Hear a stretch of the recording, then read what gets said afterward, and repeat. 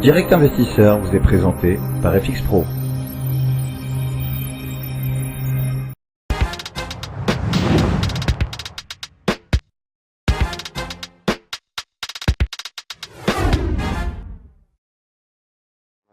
Direct Investisseur, la suite, on va essayer de joindre dans un instant la salle des marchés de IG. Aziz, on va se pencher sur cette tendance quand même du jour. 4915 points, le CAC complètement étal, veillée d'armes finalement. Hein. Oui.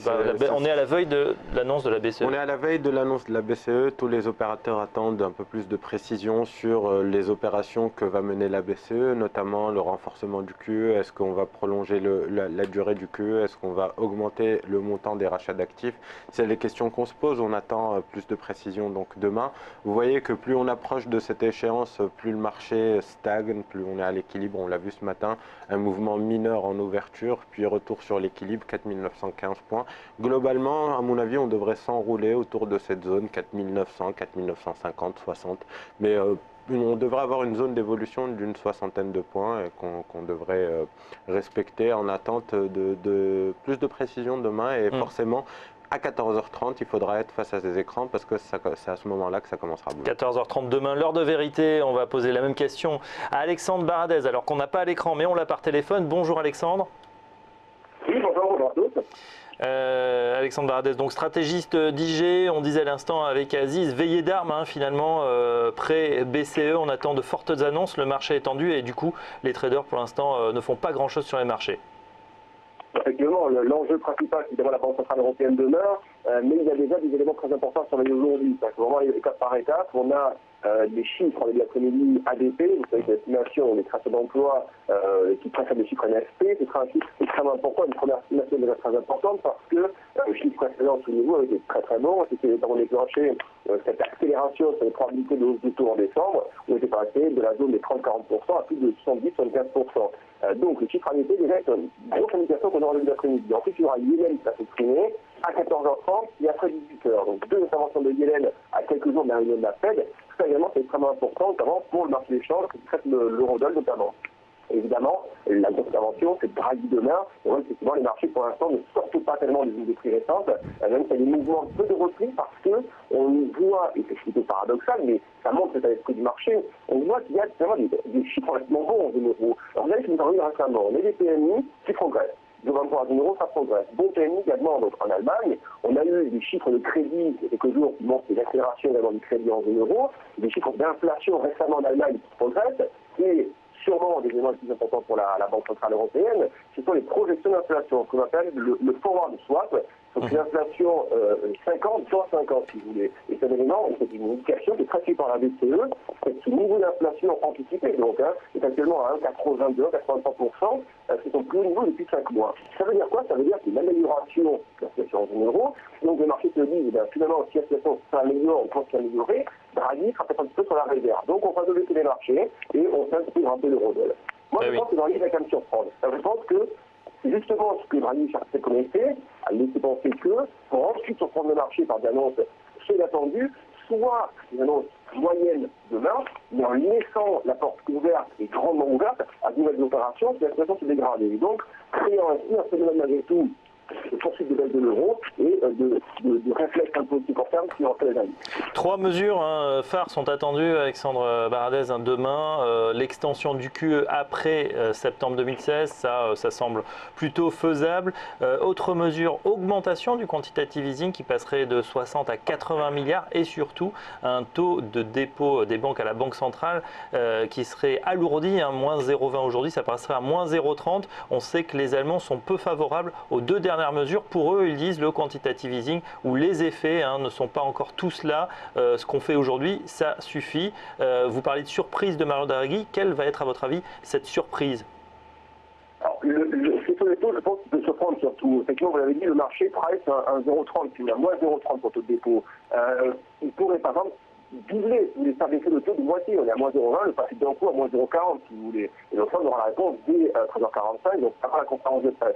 Donc c'est surtout là qu'il pense qu'il peut surprendre. Ou alors, surprendre en expliquant que le QE va s'étendre à d'autres classes actives que les classes habituelles, si vous voulez. Ça, effectivement, c'est changer un petit peu le périmètre d'intervention, sans forcément parler d'achat massif d'un coup, mais changer un petit peu la répartition et la composition du QE, ça, c'est également une prédisposition. Après, je pense qu'il faut quand même rester, en tant que purement opérationnel, dans des zones, si vous voulez, où on va chercher des zones de déclenchement. Le marché qui baisse un petit peu, le CAC notamment, le DAX également, je ne suis pas sûr que pour l'instant, il faille encore cette vague-là. Je ne suis pas sûr que ce soit le déclenchement d'un mouvement plus violent, si vous voulez. Mon sentiment, c'est que pour le DAX, par exemple, sans parler du DAX, il y a beaucoup de lutteurs qui le traitent, on a toujours un mouvement de réflexe baissier hier. Tant que Draghi n'est pas intervenu, et tant que le DAX, pour moi, ne retombe pas dans une zone de 11 160, 11 150, et clôture dans cette zone de manière technique, donc à la fin de la journée, je pense que pour l'instant, il faut être assez prudent cette phase de correction. Je serai plus long sur le DAX. Il semble qu'il a suffisamment grimpé de derniers mois pour commencer à s'en méfier. Et je pense qu'on peut encore avoir une poussée haussière très court terme, donc je resterai pas l'écart de ça. Mais en revanche, si le DAX commençait à chercher la zone 11 160, 11 150, et là, je pense qu'il y a des points de prix qui est intéressant. Encore une fois, il faut laisser respirer, parce que ça fait rebondir et retomber derrière, si vous voulez. Mais je pense que les zones qui seraient intéressantes pour rentrer à nouveau plutôt à la baisse dans ce cas-là, et donc chercher le retour en 10, dans le retour 1800, 1900 points, ce serait peut-être atteignable à horizon quelques jours. Donc, je resterai pour l'instant un cadre de stratégie longue sur le DAX, avec des points en revanche ciblés pour des phases de capture à la baisse. Donc ce DAX, c'est vrai qu'on risque aussi de manquer un petit peu de catalyseur, à part peut-être cette dernière mèche sur les mesures annoncées. Bon, ensuite les traders et les investisseurs auront évidemment la Fed en ligne de mire, ça sera un peu plus tard. Du coup, sur les indices et peut-être encore plus sur les devises, regain de volatilité à votre avis dans les prochains jours?